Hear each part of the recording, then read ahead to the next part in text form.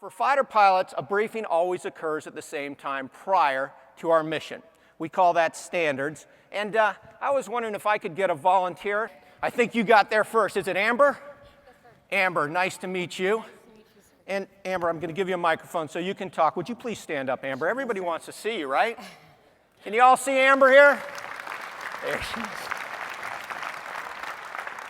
Amber, where are you from?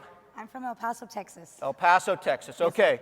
Amber, you and I are going to go fly F-16s tomorrow. It is a 9:30 a.m. takeoff, and I got to tell you right now, it's standard in my squadron. We always brief 90 minutes before takeoff.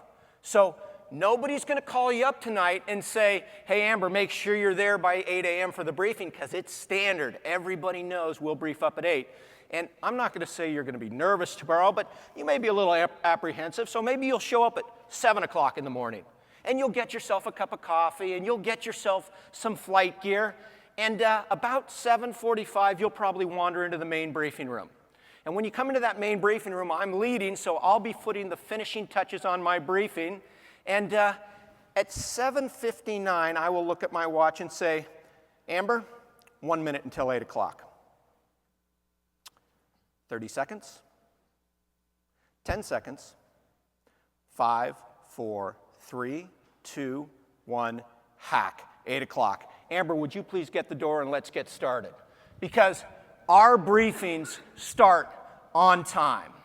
Because what we've learned is when the brief starts on time and the leader is prepared and he or she delivers a clear, concise briefing using a checklist or briefing guide like you have for your tip, everything seems to go just a little bit better.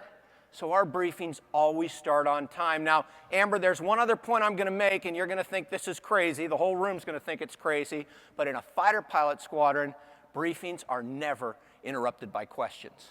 Now, that's not because Amber doesn't have important questions. This is simply a matter of efficiency. Amber, we've only got 20 minutes to brief this thing up. And if you need to ask that super important question right in the middle of my briefing so I know you're engaged and fully listening, there's a pretty good chance that's going to take our 20-minute briefing and turn it into a 40-minute or 45-minute discussion. And that's going to make us late to start engines, late to take off, late to air refuel, and I promise you we'll never make our time on target.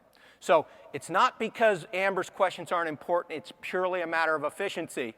My contract to you, Amber, is because I'm using a briefing guide, I can almost guarantee you that I'm going to cover everything you need to know to be effective on this mission.